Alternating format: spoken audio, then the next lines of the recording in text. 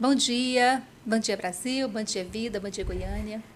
Hoje nós estamos aqui mais uma vez pensando e falando daquela pessoa que é tão importante para a gente. Para os dias maus, uma Ave Maria. Para os dias bons, uma Ave Maria. Em nome do Pai, do Filho e do Espírito Santo. Amém. Ave Maria, cheia de graça, o Senhor é convosco. Bendita sois vós entre as mulheres, bendito é o fruto do vosso ventre, Jesus. Santa Maria, Mãe de Deus, rogai por nós, pecadores, agora e na hora de nossa morte. Amém. Amém. Hoje, conosco de novo, muito gentilmente, a doutora Marina Ribeiro, advogada, Provida. O que é uma Provida?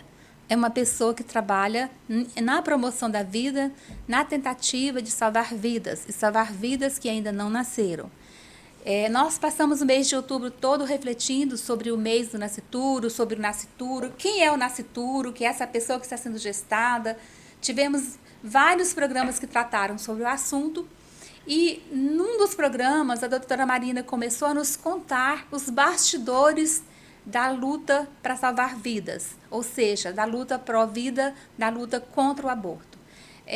Nós discutimos, né, em alguns programas sobre a importância do regramento legal e hoje nós vamos falar justamente onde o regramento legal não entra, onde as pessoas investem contra a vida de uma maneira muito absoluta, muitas vezes, e decidem quem deve viver, quem deve morrer. Nós também falamos no mês do nascituro sobre essa possibilidade do legislativo decidir quem vive e quem morre. E aí nós estamos falando das crianças com a formação, nós estamos falando daquelas crianças que não teriam possibilidade de sobrevida.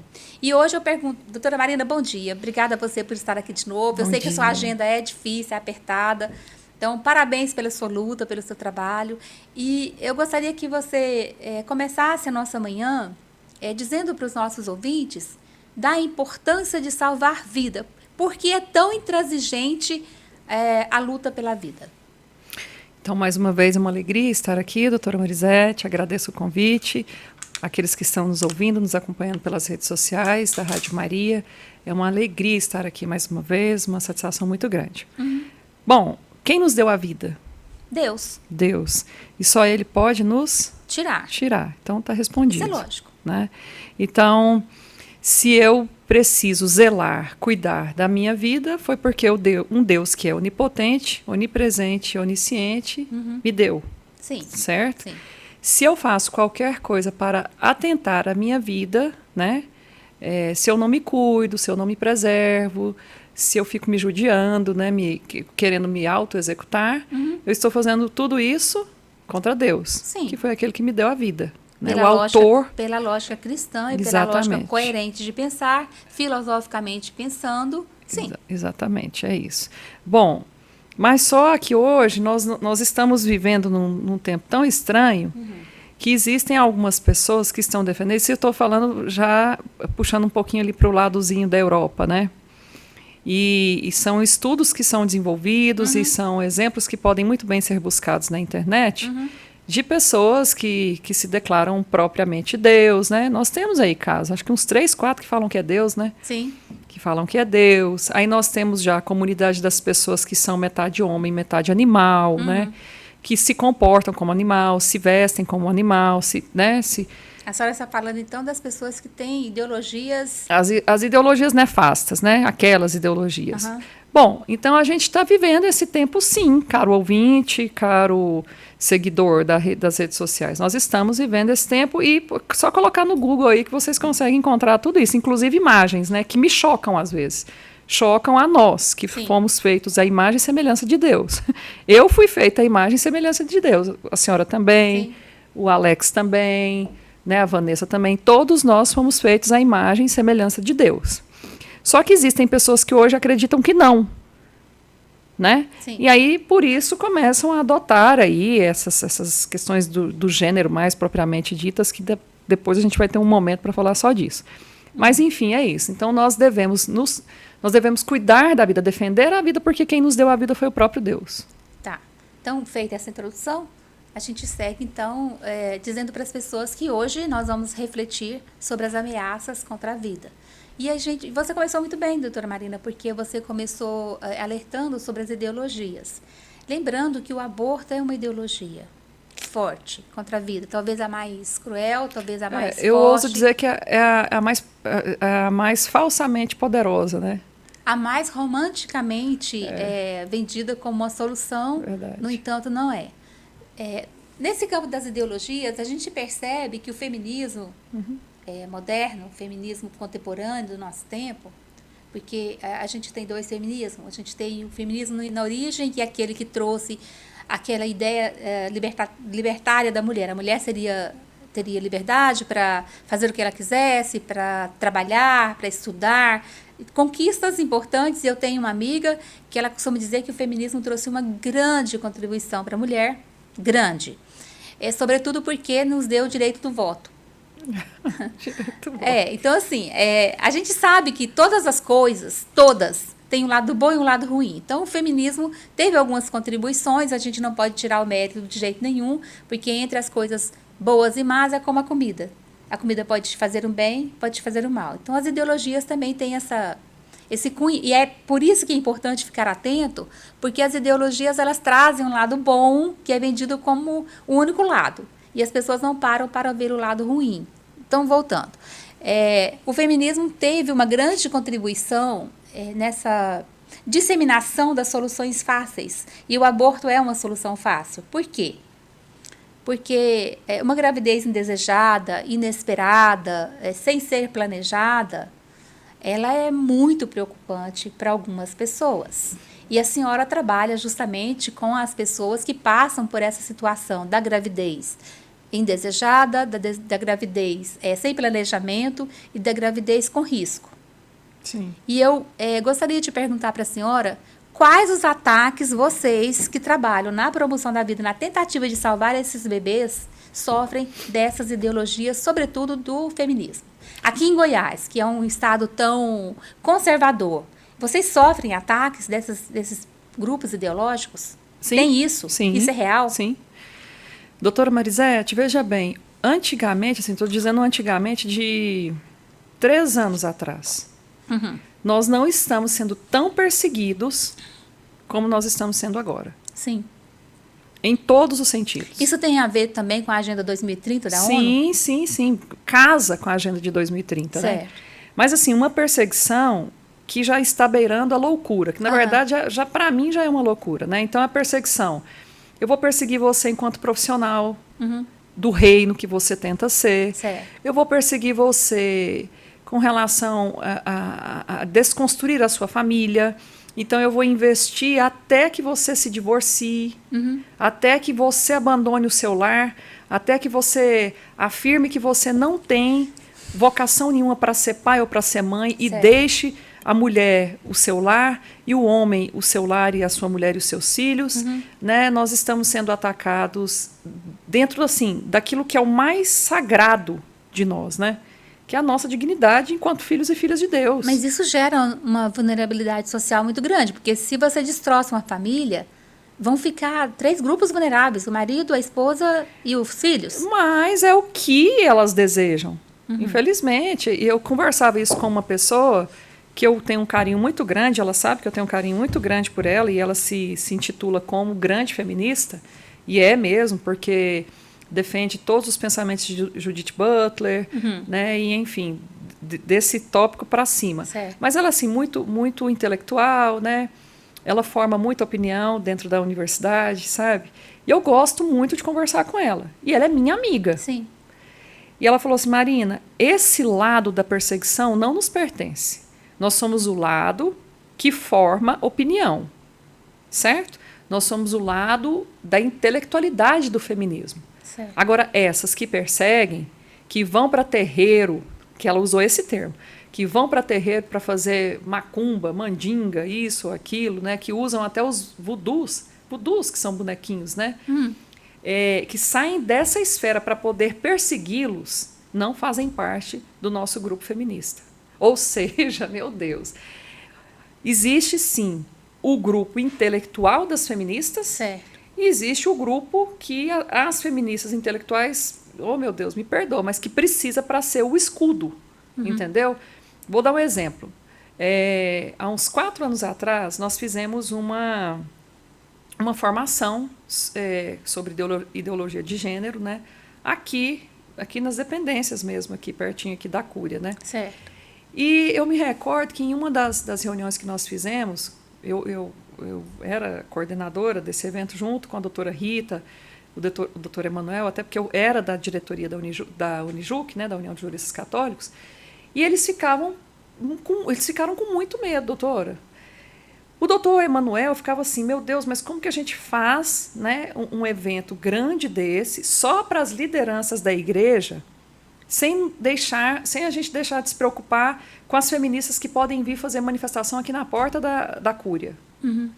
Emanuel, bem-vindo à defesa, à cultura, né? Bem-vindo à comunidade que defende a vida, a família e os princípios, né? do nascituro, enfim. Bem-vindo, porque é isso, elas vão fazer. Né? E elas estão me ouvindo, eu sei que estão me ouvindo, porque por onde eu vou, os programas que eu faço, né? Tanto de TV quanto de rádio, elas escutam, né? Elas fazem as anotações para quando chegar na Câmara, no Senado, né? Quando chega alguma coisa no fato de uma audiência pública ou outra, elas usam, sabe? Elas usam de algumas falas minhas para poder deturpar, né? Para poder desconstruir, né? Aquilo que é a nossa luta. Então, assim, é muito estranho, sabe, doutora Marisete? É muito estranho, porque aí, voltando, né? E nesse evento, que foi um evento muito bom, né?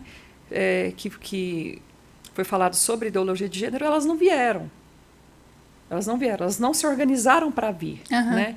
Mas quando a gente foi para a Câmara Municipal de Goiânia, eu fiquei muito preocupada, porque nós tínhamos assim, se fosse só por nós, tudo bem. Mas nós tínhamos os padres que mereciam e merecem o nosso respeito. Não só da gente, mas da sociedade. E eu me recordo que eu estava do lado da minha comadre, que é a Meima, e do lado da Meima estava o padre Luiz Henrique. Uhum. Nossa, eu nunca mais vou esquecer desse episódio.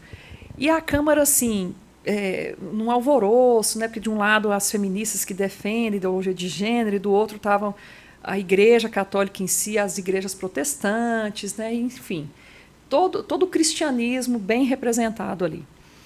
E eu me recordo que em um desses momentos a gente estava do lado de fora da Câmara, né? E do lado de fora, o padre muito sistemático, né? Quem conhece, ele sabe que ele é bem sistemático, mesmo assim, bem reservado. Então, ele estava conversando com a minha comadre. E nisso chegou uma feminista, fortíssima aqui do nosso meio, ela se recorda disso, ela sabe, e quis partir para cima do padre, que sequer estava olhando para ela, né?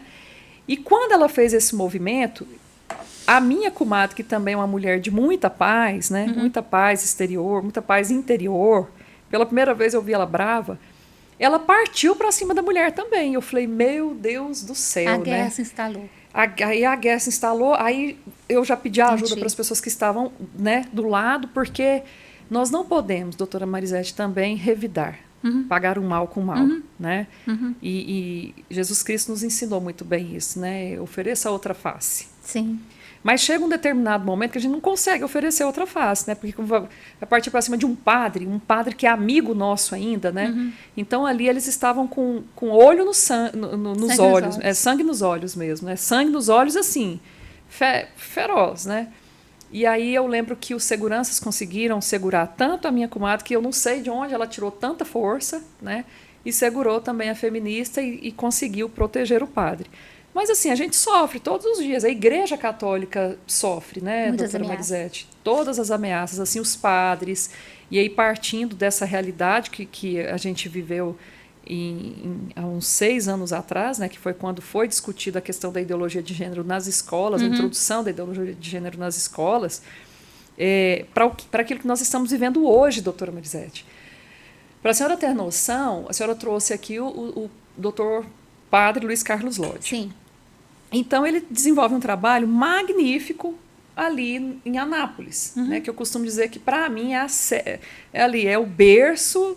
Provida em Goiás. Provida em Goiás, justamente. Até porque as minhas melhores e maiores formações foram com Dom Manuel Pestana, né? Eu tive a graça de conviver com Dom Manuel Pestana, graças a Deus.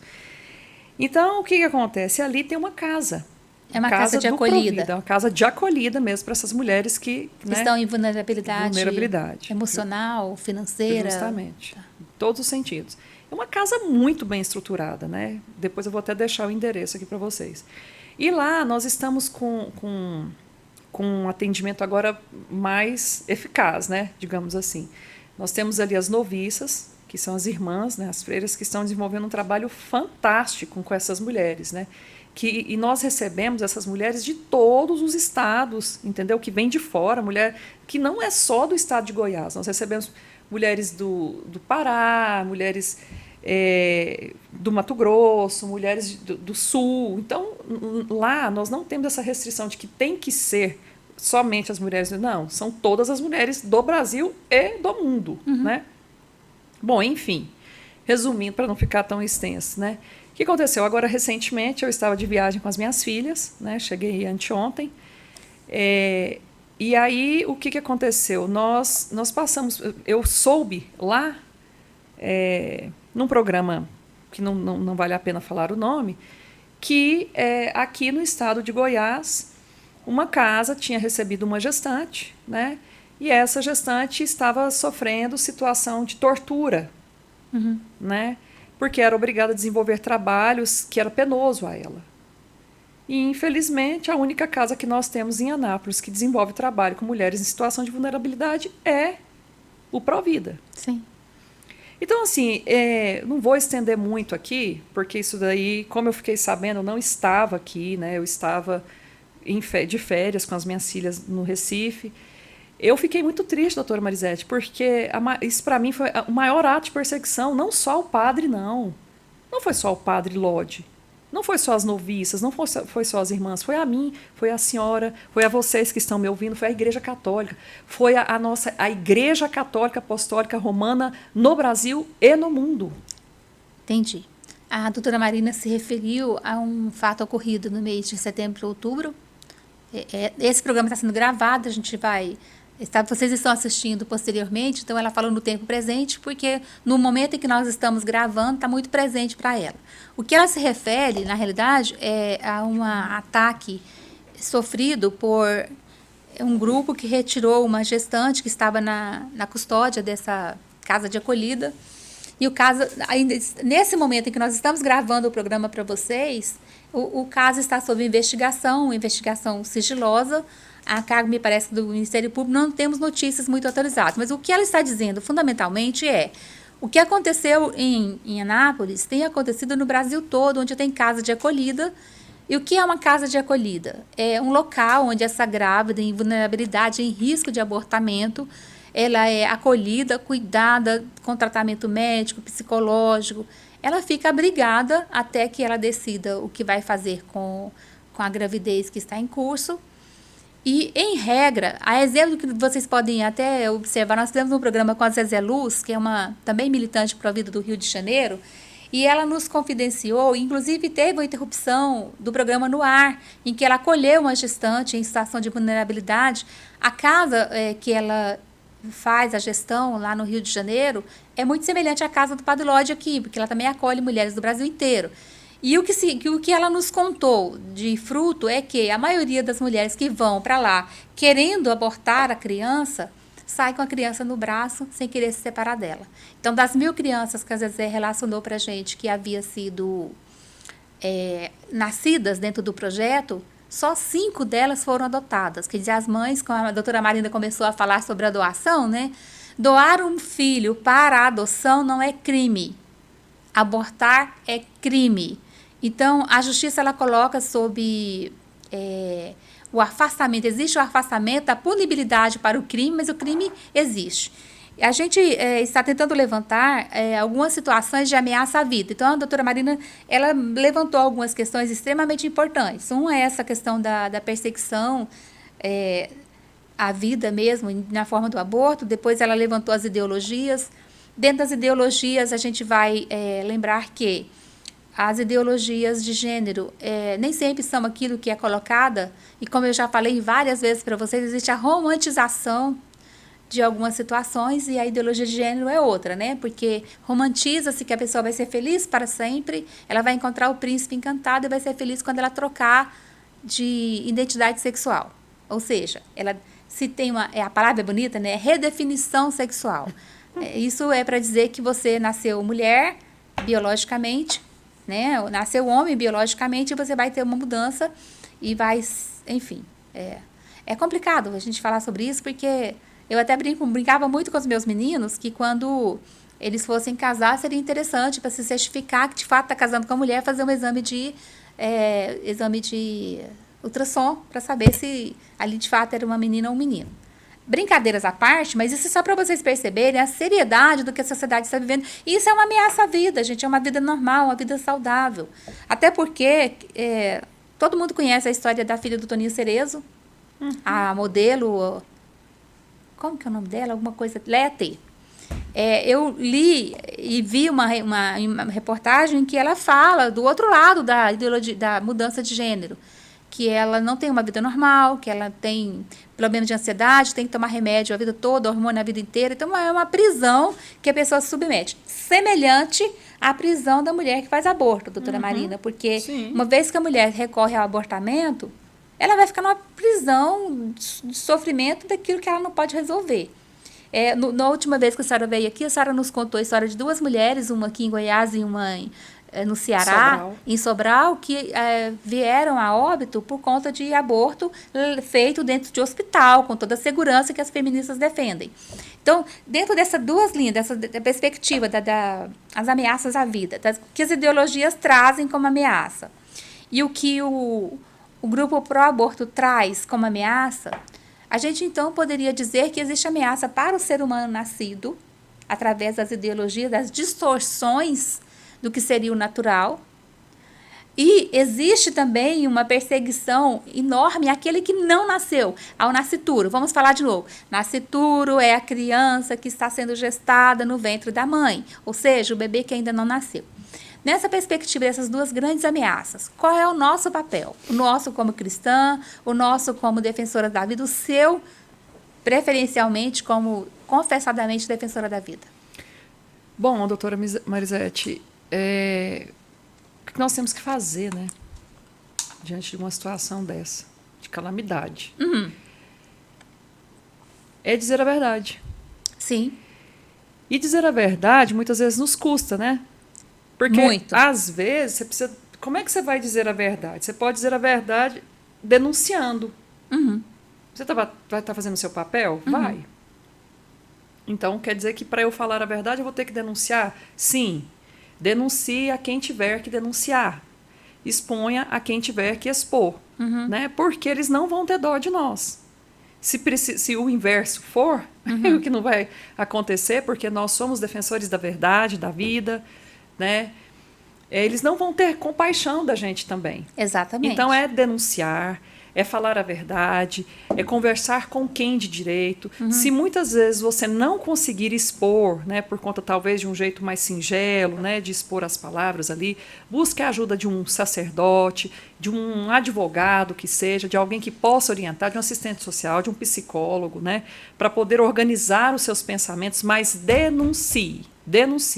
Não deixe passar, porque infelizmente, né, ou felizmente, mais uma vez eu falo, nós não estamos aqui lutando contra homens de carne e osso. Nós estamos lutando contra os principados e potestades, essas forças malignas que estão espalhadas nos ares. É uma batalha espiritual. Espiritual. E batalha espiritual a gente só vence assim, ó. Com o terço na mão. Com o terço na mão, com o joelho no chão, fazendo jejum, fazendo abstinência, confessando, né? Buscando a Eucaristia diária. É diária, doutora Marisete. É diária. Não, eu não posso deixar de ir um dia. É diária, porque a Eucaristia que é o centro de tudo. Ela que vai nos dar força para combater o bom combate. Entendi. Doutora Marina, quando a gente olha para o direito, que é a nossa área, a senhora é advogada, eu também sou, a gente percebe que as leis brasileiras, bem aplicadas, a lei na essência, não vamos falar de como ela está sendo interpretada no Tribunal Superior. Vamos falar da lei para o homem médio, para nós. No ordenamento jurídico, nós temos muitas defesas à vida. Nós temos defesa à vida uterina, isso a gente encontra em todo o ordenamento brasileiro. Nós encontramos na Constituição, nós encontramos no Código Civil, no ECA, nós encontramos dentro do ambiente de leis trabalhistas, mesmo dentro do ambiente de leis previdenciárias. Então, existe todo um regramento legal, penais, inclusive, com punabilidade para o crime de aborto. A gente tem uma rede de proteção à vida.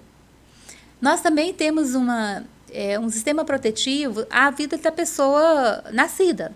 Então, nós vamos encontrar a proteção à vida na Constituição Federal, nós vamos encontrar a proteção à vida no Código Civil, nós vamos encontrar no Código Penal, até porque crime de homicídio é crime. A mutilação também é um crime. Então, olhando por esse viés, a gente não encontra amparo legal nem para as ideologias de gênero mutantes que mudam a pessoa, transformam a pessoa de um ser em outro ser, né? Não temos amparo legal para isso. Também não, porque passaria pela mutilação da pessoa de uma forma irreversível e não terapêutica. Sim. Certo? Né? Então, passamos por esse caminho. Por isso que a redefinição de sexo é tão complicada, porque ela não encontra amparo legal normal. Por assim dizer, não temos ainda.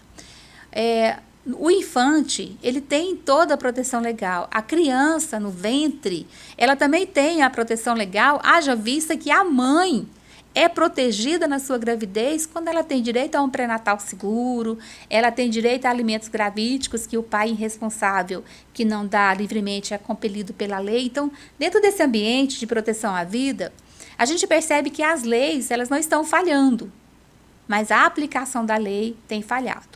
Quando a senhora fala na denúncia, a senhora está dizendo que a vítima deve denunciar o que está acontecendo, o que não está normal.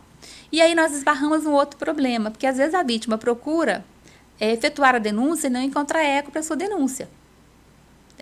A gente tem hospitais em Goiânia, capital, que fazem atendimentos personalizados para algumas situações, como é o caso da vítima de violência sexual, de violência doméstica e tudo. Mas não temos nada especializado, pelo menos eu desconheço, para a violência psicológica sofrida por uma mulher que faz abortamento, por exemplo.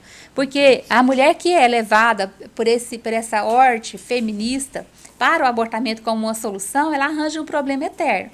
Dentro do seu trabalho de acolhimento e dentro desse trabalho maravilhoso que vocês fazem, existe algum trabalho no âmbito de proteção e de acolhimento da mulher que passa por esse aborto e depois ela tem o inevitável arrependimento e carrega aquela dor profunda, né, aquela culpa profunda? Existe um trabalho de acolhimento para essa mulher que faz o aborto? Vamos lá, doutora. Aqui em Goiânia, nós não temos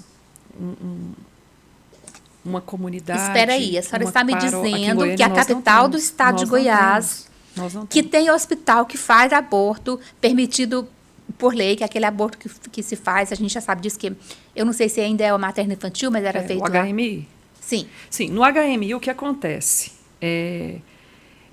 A mulher passou por aquilo que elas consideram a interrupção da gravidez legal, que não existe isso, né? É o aborto terapêutico, que elas falam muito, né? Que é um jeito bonito de falar. Foi falado muito aqui. Uhum. Aí elas me explicaram assim, doutora, realizou o procedimento, aí nós vamos ficar fazendo atendimento com essa vítima, ou com essa mãe, né, ou com essa mulher, durante um bom tempo. Aí aqui nós temos um assistente social, nós temos uma psicóloga, nós temos um psiquiatra aqui. Mas ela não carrega esse fardo, jamais. A senhora está vendo com olhos da teoria da conspiração. Ou seja, o serviço existe, mas ela não é procurada, é isso? Exatamente. Aí, mais especificamente, do jeito que a senhora está me perguntando, eu vou dizer para a senhora que não existe aqui em Goiânia até a atual conjuntura. Não existe. Então, é uma contradição, doutora Marina, porque você tem um grupo tão forte que promove a interrupção da gravidez, que é assim que elas dizem? Sim. promove a morte, não tem ninguém que socorre a vítima? Não, mas porque quem promove a morte achando que está fazendo bem. Entendi. E aí vai incutir na sua cabeça que o que você fez não tem nada de ruim, não tem nada de mal.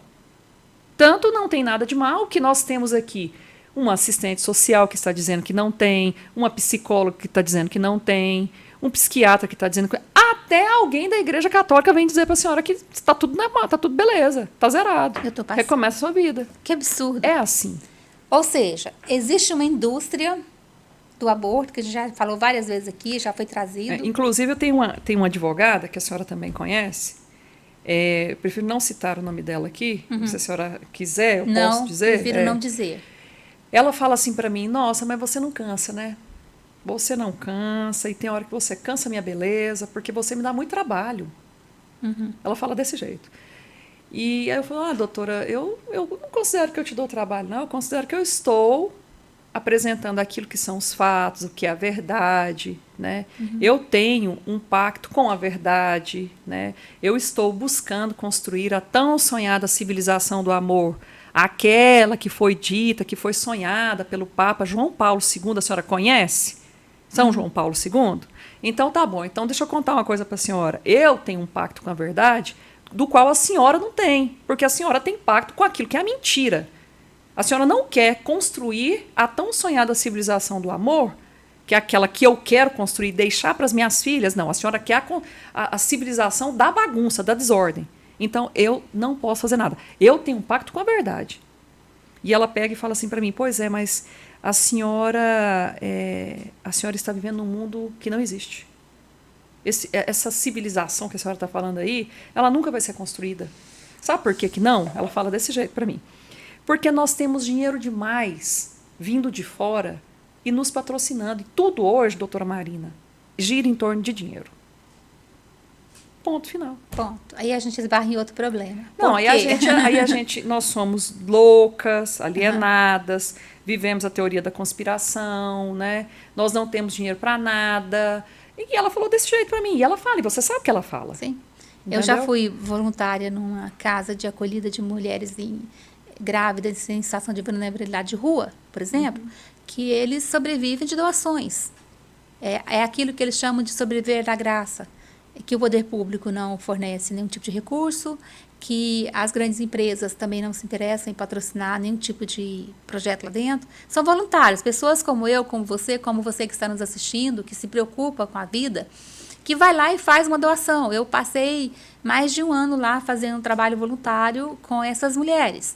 E o que eu escutava delas era o seguinte, até chegar aqui eu não sabia o que ia fazer. E muitas delas eram abrigadas na casa com os filhos que elas já tinham, porque ficavam na rua. Eu vi casos de mães que os filhos foram retirados pelo Conselho Tutelar, que providencialmente vai lá e retira as crianças da rua, porque estão em risco muito grande. E aí, abrigadas, elas tiveram o direito de ter os filhos de volta. Então, veja, isso é promover a vida. Isso é a verdadeira promoção da vida, doutora Marina, que a gente não vê esses grupos que têm, e como a senhora falou, muito dinheiro para promover a morte, doando, né? Empresas grandes poderiam patrocinar milhares de vidas salvas e, no entanto, não. E aí a gente passa novamente, volto a dizer, a questão financeira, né? As entidades que fazem a promoção à vida sobrevivem da caridade alheia. Exatamente. Né? E as entidades e grupos que promovem as famosas ideologias que salvam as mulheres delas mesmas, que promovem os abortos, elas têm muito dinheiro para fazer isso. A senhora deve se lembrar da Sarah Winter, eu a conheci em Brasília. Sim, a Sarah. A Sarah é um bom exemplo disso, porque ela fala dos dois lados. Ela foi pró-aborto, daquelas que faziam escândalo. Né, ela é violenta, ela é uma mulher muito violenta. Mas na época, assim... Ela se desnudava na rua, nas manifestações, ela entrava em igreja pelada. Isso, e cada vez que ela tirava uma peça de roupa, ela ganhava mais para isso. Então, é muito rentável para quem está dentro do sistema e para quem está fora. Enquanto que do lado de cá, daqueles que promovem a vida... bonita, né? Ela é muito bonita, assim, eu considero a Sarah muito bonita. Ela é bonita, ela é fluente, ela é encantadora e pessoalmente ela é muito mais. No vídeo não faz jus ao que ela era, né? Sim. E a Sarinha Paz e Amor que eu já conheci é absolutamente diferente da Sarah militante que eu tinha visto anteriormente. Mas assim, só para vocês terem uma ideia de como funciona. Porque quando você vai falar em salvar vidas, você vai lidar com a caridade. Quando você vai falar em tirar vidas, você vai falar de financiamento. Então, isso já torna a luta muito mais difícil. Porque você citou o caso do Padre Lodge em Anápolis, que sobrevive de doações e de caridade alheia. A gente sabe disso. Eles vivem da graça. Né? Eu lembro dessa casa que eu fazia trabalho voluntário lá, que às vezes eu chegava lá e as irmãs falavam para mim assim, hoje não sei se vamos ter jantar. Aí eu lá fazendo trabalho com as mulheres no metade do dia, aí chegava uma Kombi, chegava um carro, aí as pessoas falavam assim, não, eu estava lá em casa, deu vontade de trazer isso aqui para a senhora. Então, assim, as doações aparecem porque as pessoas têm muita fé e isso é algo que o outro grupo nunca vai conhecer. E isso é algo que para o outro grupo é coisa de maluco. Sabe? Elas falam desse jeito. A Marina vive no mundo e só traz esses exemplos que para nós é coisa de maluco, né? Sim. Como é que existe a providência? Eles não acreditam na providência, Marisete. Eu sei. Entendeu? Eles não acreditam que uma história como essa, de você estar servindo e tudo, e o coração da família X lá ser tocado para poder levar uma cesta básica, ou alimento, ou roupa para uma casa de comunidade que presta um serviço como esse, porque, entre aspas, é coisa de maluco. Mas olha, São Paulo muito sabiamente disse que o céu é para os loucos, né? O céu é para os loucos. Então, somos loucas? Somos loucas. Dona Marina, a gente vai encerrar aqui por agora, agradecendo a senhora pela gentileza. Eu que agradeço. Na sua próxima folga de agenda mais livre, a gente retoma. Eu gostaria muito que nós pudéssemos abordar sobre a indústria do aborto. As pessoas não sabem o que tem atrás dessa luta pró-aborto. E a gente precisava ter conhecimento disso. Nossa, doutora Marisete, eu fico muito feliz a senhora ter pontuado isso, e aqui eu quero chamar, né, até aproveitar para fazer a extensão desse convite ao doutor Davi Calazans, que é o nosso secretário nacional de saúde, que ele está responsável por atualizar esses dados para nós. Perfeito. Principalmente nessa última gestão de governo, que é muito importante, né? Então, se ele estiver nos ouvindo, né, quiser... Quem sabe a gente consegue fazer a exemplo que nós fizemos no dia que a senhora veio aqui com a deputada Cristo Neto, que a gente consiga fazer uma dobradinha para um próximo encontro. Claro, não. Eu acho que para o próprio Davi é até interessante, porque ele gosta muito de vir aqui. Excelente. Ele gosta muito de prestigiar o nosso restaurante árabe aqui, então... Então, vamos pensar nisso, Vamos né? sim. Olha, hoje ficamos por aqui. O tema é um pouco indigesto, eu sei, difícil de falar, né? A gente tentou suavizar um pouquinho, mas dizer para vocês que salvar vidas é extremamente importante, é possível, e nós estamos aqui para promover vida. Então, que Deus nos abençoe, nos guarde, que Nossa Senhora complete a semana que vamos ter. Deus nos abençoe. Beijos, até o próximo encontro.